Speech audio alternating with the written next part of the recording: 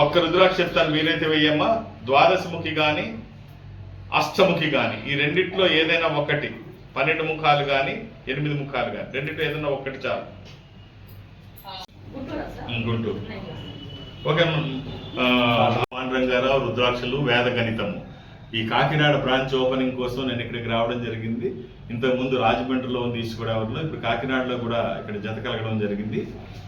ఈ ఒత్తిడిలో ఆధునిక సమాజంలో ఆధ్యాత్మిక చింతన కరువయ్యి మన బలహీనతలే పెట్టుబడిగా చుట్టూ అనేక మంది బలహీనతల్ని సొమ్ము చేసుకోవడానికి అవకాశాలు ఎక్కువ వెతుక్కుంటూ ఉంటే 33 సంవత్సరాల నుంచి ఉన్న ఈ సంస్థ వీటికి దూరంగా ఇంతకుముందు ఈ అవగాహన సదస్సులు రుద్రాక్షల పట్ల అసలు నకిలీల గురించి చెప్పడం జరిగేది. ఈ రవీంద్ర భారతిలోనూ, ఇక ఆనంద్ ఏజెన్సీ రాజమండ్రిలోనూ, ఇలా రకరకాలుగా.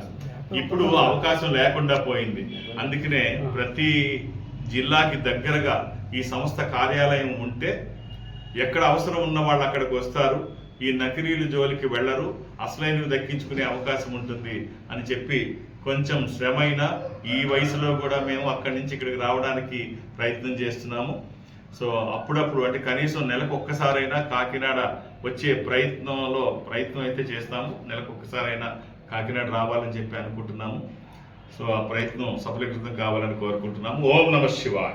జనరల్గా మీడియాలో వస్తుందంటే నేను వచ్చేది ఖచ్చితంగా, అంటే డేట్ ఇది మిద్దంగా ముందైతే చెప్పలేం, కానీ ఖచ్చితంగా రావడం అయితే ప్రతి నెల రావడానికి అయితే ప్రయత్నం చేస్తాం. స్పందన ఎలా ఉంది సార్ జనాల? స్పందన ఏముంటుందండి, బాగానే ఉంటుంది. ఇప్పుడు నేను ఇవాళ కొత్త ఏమి కాదు, 33 సంవత్సరాల నుంచి ఉన్నాను. నేను ఎప్పుడు కూడా వ్యక్తిగతంగా నేను మాట్లాడను, కామన్గానే మాట్లాడతాను. ఎవరిని టార్గెటెడ్గా కానీ ఏముండదు. సబ్జెక్టు వరకే మాట్లాడతాను. సబ్జెక్టు దాటి ఎక్కడ మాట్లాడను. ఎవరికైనా ఏదన్నా నన్ను కలవాలి, రుద్రాక్షధారణ చేయాలి అనుకున్నప్పుడు అంతవరకే సజెషన్ చేస్తాను. వాళ్ళ జాతక పరిశీలన చేయడం, ఏ రుద్రాక్ష ధారణ చేస్తే ఉన్న స్థితి నుంచి ఉన్నతంగా ఎదగడానికి అవకాశం ఉంటుందో తెలియజెప్పే ప్రయత్నం చేస్తాం. రుద్రాక్ష అనేది ఒక దైవికమైన సంపద.